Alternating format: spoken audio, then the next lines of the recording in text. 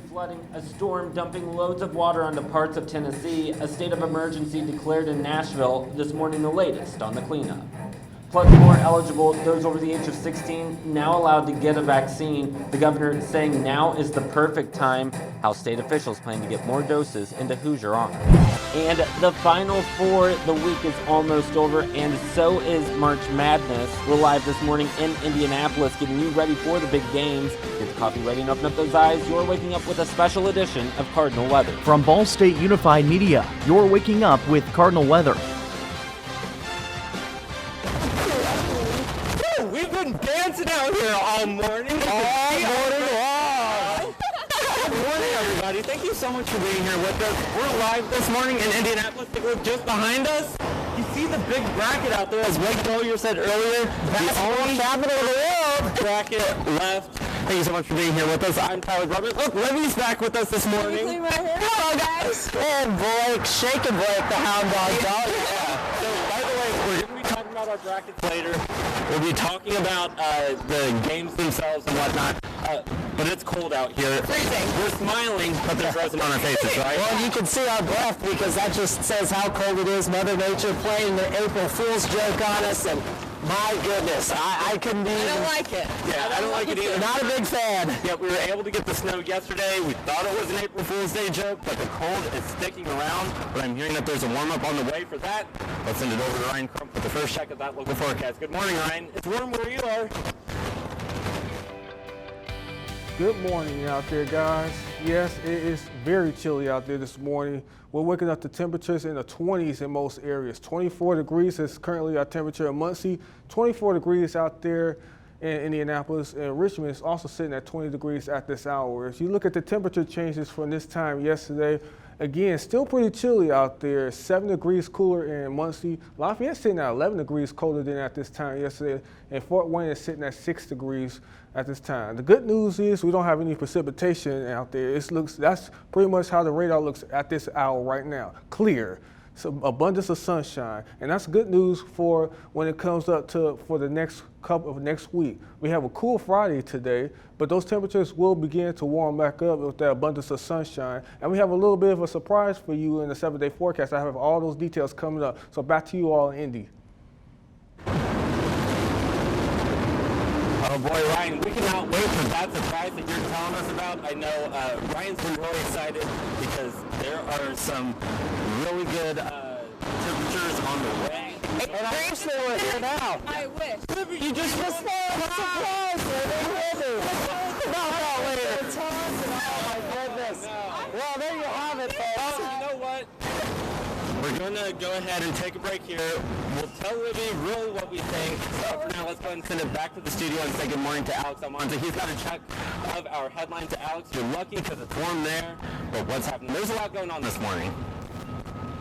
All right, 8:04, parts of Tennessee are seeing severe and deadly flooding after major storms hit Sunday night. Officials say 7 people have died as a result of weekend storms, and fire department crews say they have responded to more than 250 incidents. Transporting dozens of people, a local state of emergency was declared by Nashville Mayor John Cooper. The National Weather Service tweeted that it could take a few days for the high waters to fully recede. Meanwhile, an expecting mother and father in a Nashville area neighborhood made a daring attempt to escape the floods. Justina Latimer has the story of how the soon-to-be family of 3 made it out of their house alive.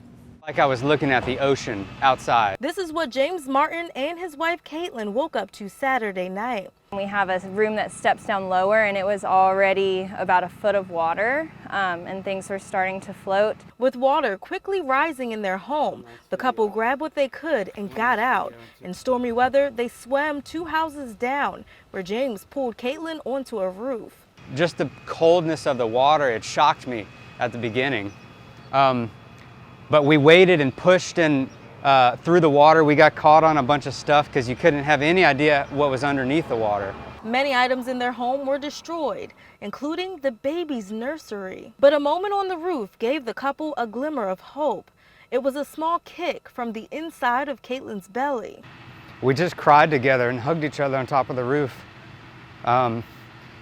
Just thanking God that we were okay. They say their next step is to find a safe place to bring the baby home. We're just thankful that we're safe and our neighbors and everyone that we know that was affected are safe right now.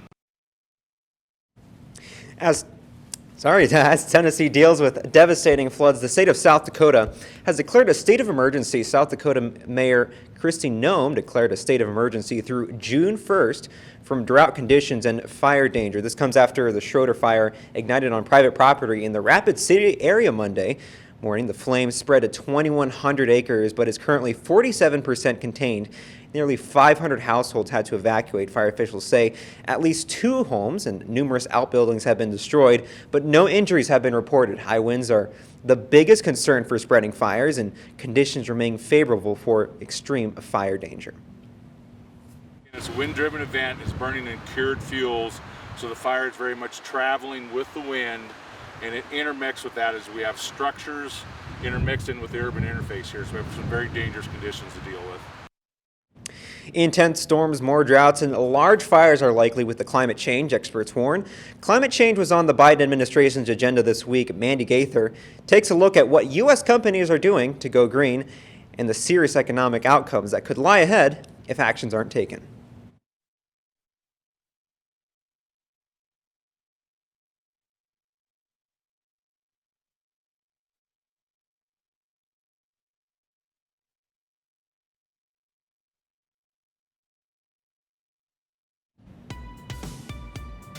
Just ahead, the university is responding to the lifting of Indiana's mask mandate. Will masks be required? Plus, we'll check back in with the Circle City crew to see the safety protocols being put in place for March Madness. That's after your weather now.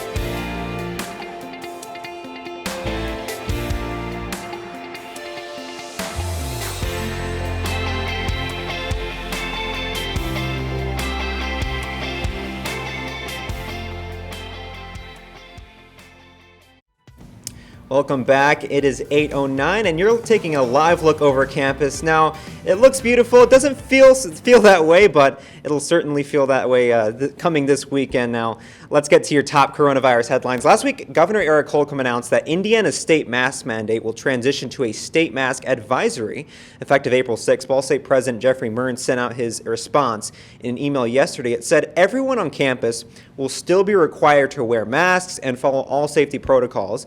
This will last for the rest of the spring semester and through commencement. Mearns said he's increasingly optimistic that campus can begin to transition back to normal for the fall 2021 semester. And while students and faculty are urged to get vaccinated, Mearns said the university is developing plans to incentivize getting vaccinated before the fall semester. Those over the age of 16 are now eligible for a COVID-19 vaccine in Indiana. State officials are urging everyone to stay patient as sign-up times might be limited. Governor Eric Holcomb said Wednesday Indiana is ready and will be getting more doses. State leaders say this will get Indiana back to normal, but only if Hoosiers roll up their sleeves. We need everybody to help pitch in and talk about their experience and the symptoms they did or did not have and what it was like to get the vaccine and the incredible relief that you feel after you've been vaccinated, that you're protecting yourself and protecting others. To get a vaccine, you can go to ourshot.in.gov. We've also got a link on ballstatedaily.com. Pfizer's COVID-19 vaccine is effective in adolescents. The company says clinical trial results showed 100% efficiency in youths ages 12 to 15. Results also found the age group tolerated the dose as well. Researchers say no cases were shown in more than 1,000 participants. Pfizer is planning to submit the results as soon as possible to expand the emergency use authorization. Physicians across the country are hoping the new development will speed up the vaccination process for youths. the bottom line is that by the fall, I think there's a good possibility we'll be vaccinating teenagers 12 and up, and for middle schools, junior high schools, it's really good news.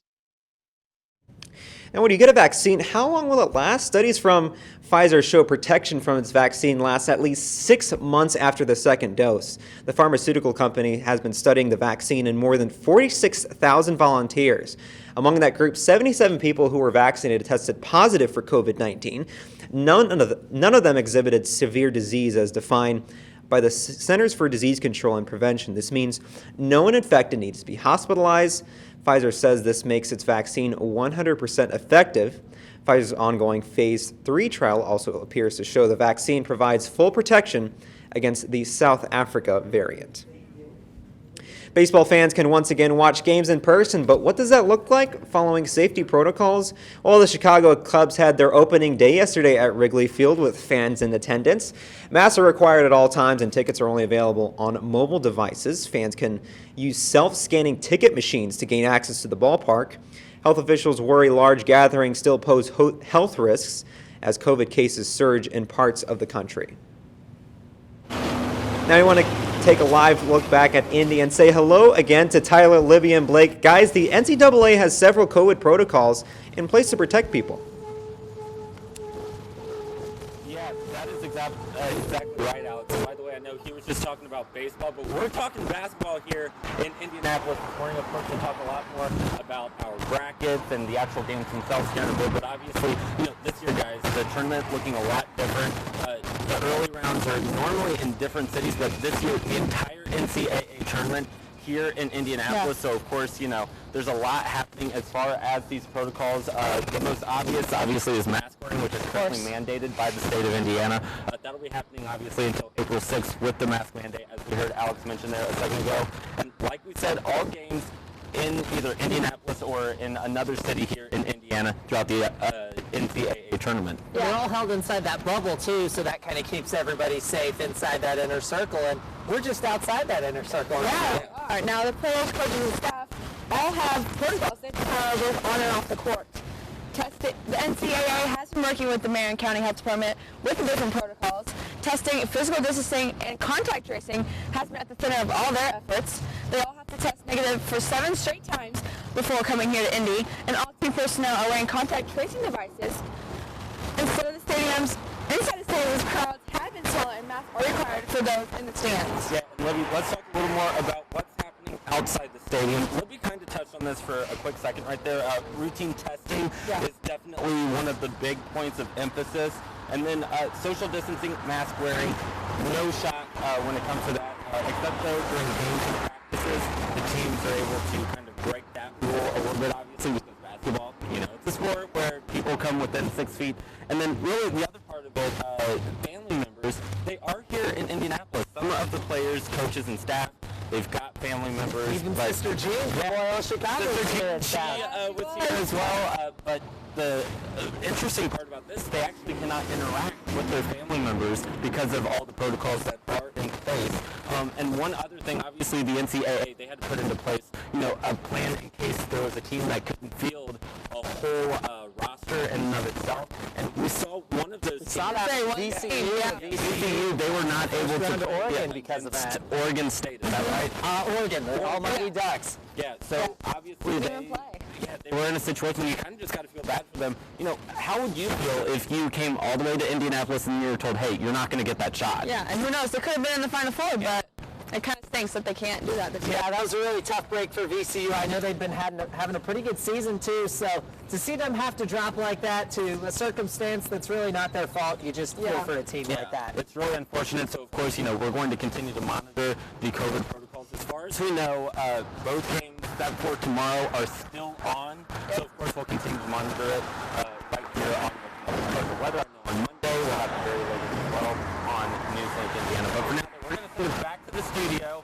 It's cold out here. I know we were talking about Tennessee floods. We've been talking a lot about the weather that's happening across the country. Jack Van Meter has a more in-depth look for us this morning. Jack, good morning to you. Hope you're staying warm, my friend. Good morning, Tyler.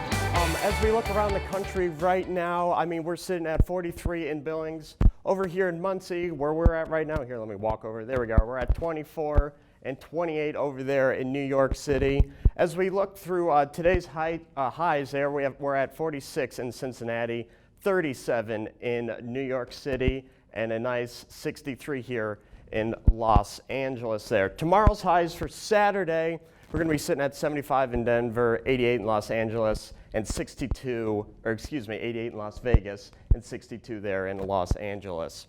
Now, as we look at watches and warnings here, we're going to be looking at the south here, and in this blue here, that's going to be a frost warning there for the south there. This blue, this darker blue there is going to be a freeze advisory there. And then this pinkish color around the coast there, that's going to be gale winds. And this one's kind of interesting too. Up here in this pink color is going to be a fire warning there because conditions are favorable for wildfires there. And this is my favorite part there. For this Easter weekend, look at that. Pretty clear. Everybody's going to have a great Easter this weekend. Wow, looks like the Easter Bunny's going to give us some sunshine throughout the week. Not too bad.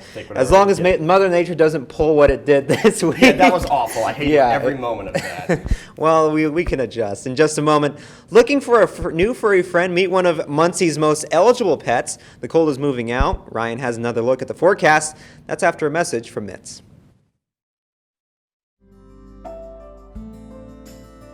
Riding the bus is an easy thing to do. Last year, we carried 60,000 riders from the Ball State area. 50,000 of those were students.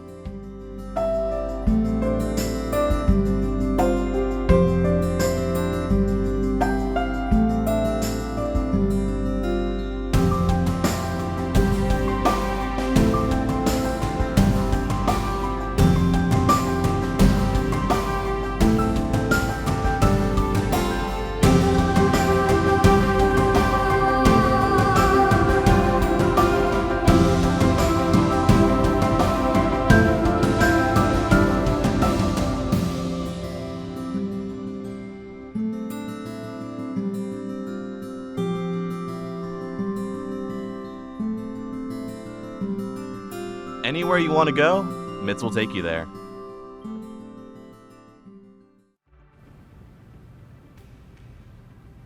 Welcome back. The current time is 8:18, and you're taking a live look outside on campus. Now, NASA is getting ready to get some aerial shots of Mars using the first interplanetary helicopter. The Perseverance rover brought the 4-pound chopper called Ingenuity to the red planet in February. You'll capture images from a vantage point never seen before. Ingenuity will fly 10 feet above the surface of Mars for about 30 seconds to take pictures of the planet's surface. It is scheduled to make up to 5 flights in April before it is retired. Not only will Ingenuity send those images back to Earth, Perseverance is expected to take pictures of its flight from the ground.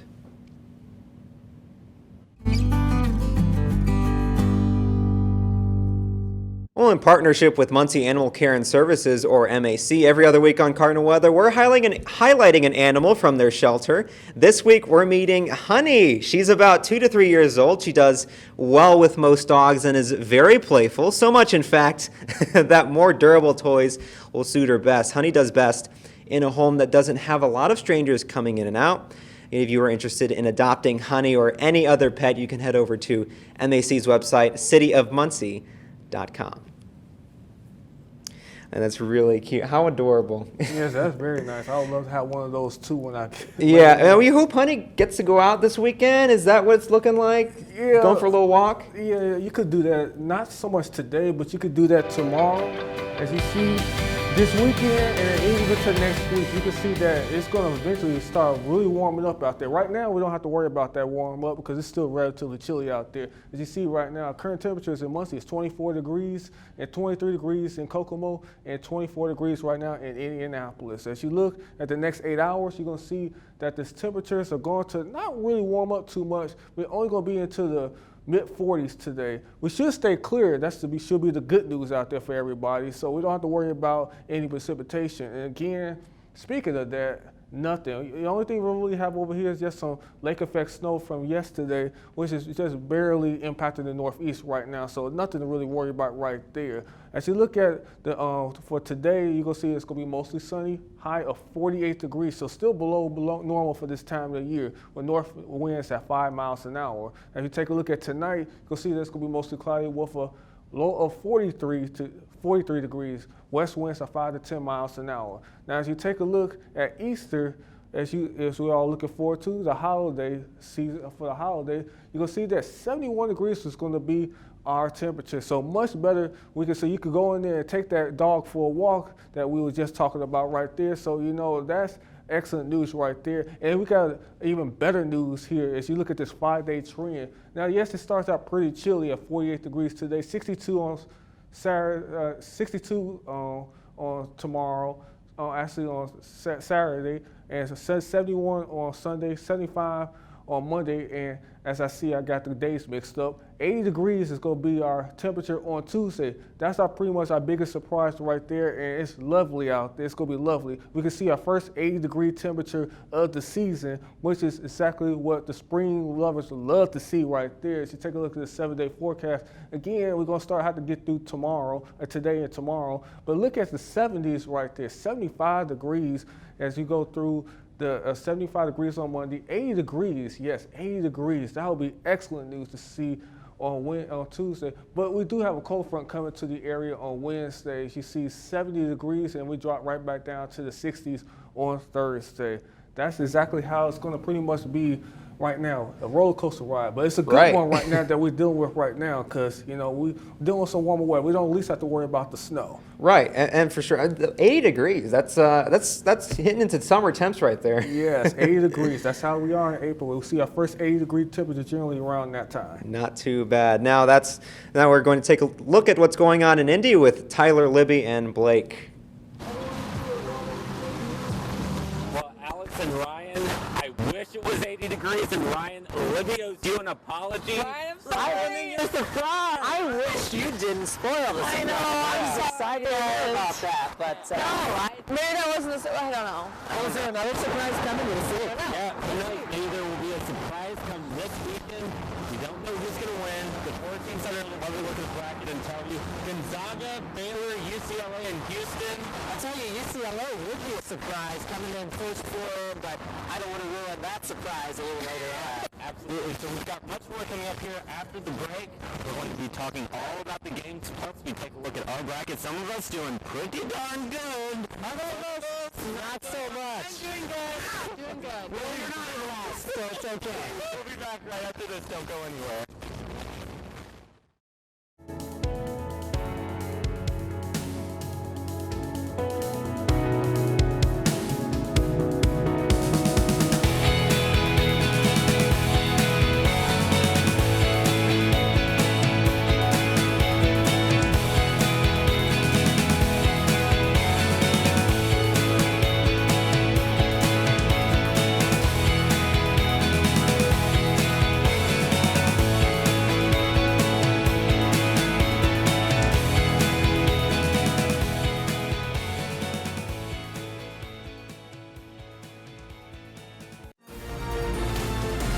From the heart of Ball State to the heart of your community, NewsLink Indiana brings you local and state news you care about.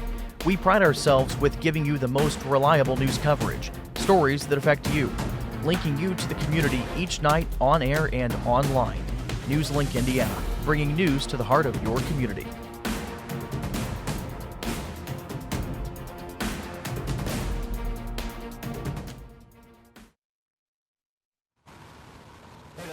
Welcome back to Waking Up with Cardinal Weather. It is chilly out here in Tyler Permit. Libby Kleemeyer, Blake Dahlia. We're talking all about the Final Four. First of all, though, I'm sure you can see our breath. It is cold. Ryan will have a final check of that weather, along with his surprise that somebody ruined. But I'm kidding. We're never going to let you off the hook. I know that. We'll give Libby a hard time. Oh, by the way, she also doesn't know the electric slide. Knew that was coming. Well, I don't know that either, so I'll throw myself under the bus for that one. But I'll teach y'all after the show. Don't worry. But hey, obviously, you know, we are here for March Madness. Isn't this beautiful, this big Euro Madness bracket? So pretty. With the sun rising on it, it just, I don't know. It just Absolutely. Should stand right in the sun because we're in the shade now, so it's pretty cold. But you know what? But I'd rather be than the basketball capital of the world, Indianapolis, Indiana, right here in the Hoosier State. And guys, I gotta ask, we talked about this bracket. We said it's the only one that's not busted yet. But how are you guys' brackets doing? Mine's doing okay. Mine's all right. I know Michigan is who I had going all the way. They're eliminated. UCLA is my only one out. Well, I had Houston going to the finals, so I guess I'm rooting for them now. But we'll see. We'll see. Mine's okay. I've been fluctuating. Is it though? In last. Are you I'm not last now. I'm like third to last, fifth to last. So I'm getting there. Pinocchio's nose is going to start to grow over here. I'm not last. I have Gonzaga to win, so I'm sitting for them. Go Gonzaga. I think I can do it. I won't be first, but I'll go up there and I'll beat some people. Yeah. And Blake, by the way, I know you have some stats for us. Let's go through those real quick. Yeah, let's take a look at these stats here now. What's going on? What is on the line for Gonzaga? Well, they're perfect thus far this season, and if they lose at this point, they're going to be out. So they could be the first team to go perfecto since the 1976 Indiana Hoosiers.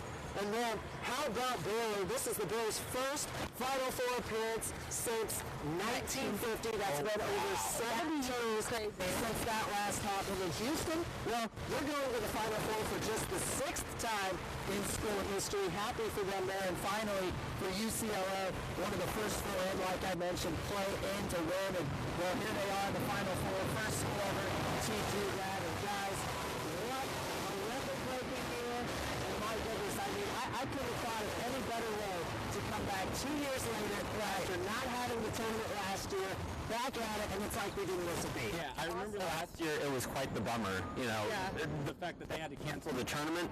But this year, it hasn't disappointed, right, Liv? No, not yet. No, yeah. We got to March last year, and no March Madness, and then we're all. I'll tell you, what do we do? Like I mentioned in our COVID special, that was one of the most, I guess, stressful days of my life because here's a sports director trying to get together no sports. I mean, I was lost for a good 9 months. And I remember it was crazy for you as somebody honked at us. Hey, how you doing over there? Hey, good to see you. Right along Washington Street here, but let's talk about our brackets a little more. Top 5, who are they? Yeah, let's take a look at these brackets here. We've got Darius Black in first in the Newslink, Indiana Bracket Challenge, followed by Emily Harless, and then followed by in third place, Shaken Blake. Yours truly, Shaken Blake, the hot dog Dahlia, right here in Indianapolis. Now, number 4 is Natasha Leland, our executive producer. Yes, EP. So shout out to Natasha. And number 5 here, I see Tyler Brummett. Who's that? I don't know who that guy is. He's ugly, whoever he is. Wow. That's not very nice. Hey, but who knows? We could make a comeback. Doubt it'll happen. But you know what? We're going to stay positive. And you know, he's in 5th, so he's still doing pretty good. Now, let's talk about the people that do need to make a comeback here. And that would be let's go through. Why don't you don't understand it, too? No, I don't know. This is like kind of like my first time actually doing a bracket, and so I just kind of like went for it. I guess the beginner's luck didn't really strike you this time, but that's okay. We'll see who's in that bottom 5. Jenna Rust, Alex Stoker, Libby Creemeyer in 21st, Zach Jones, and Maddie Johnson, and Lindsay Kendall right there just outside of the top 5 here I mentioned. Or should I say bottom 5? Yeah, so of course a lot of fun happening with the bracket challenge. Guys, we had so much fun out here. They're telling me that we have to wrap up real quickly. We want to thank Brittany Slack. She is behind the camera this morning helping us out. Excellent work. A huge shout out also to our head production manager, Lindsay Kendall, holding down the fort in the control room. I know we had some issues beforehand trying to get some equipment working, but we made it out here. We made it on the air. Alex Almanza, Ryan Crump, final check of the weather, and Ryan's surprise that will be ruined. Hey, not too bad. Hey, Tyler's in the top 5. There you go. Yes, top 5. That's amazing. I mean, I didn't even qualify. I was at the bottom 5. Well, hey, maybe you're working away. Yeah, but you know what thing is going to work out? You're going to see these temperatures here. That's going to definitely work out. You're going to love those spring-like temperatures that you're going to be coming to the area. As you look here, it's basically going to be cool to start out Friday. And Saturday's going to after that we're going to see a gradual warm up until we get to Tuesday, 80 degrees. So then we start to cool off a little bit as we go through Wednesday with a cold front coming in the area, and the chances of showers or thunderstorms increase. Wow. I hate to say it again, but roller coaster of a weekend. Exactly right. Exactly right. That's all for Cardinal weather for this Friday morning. Thank you for joining this morning. We'll see you next Friday. Have a great rest of your Friday and a fantastic weekend.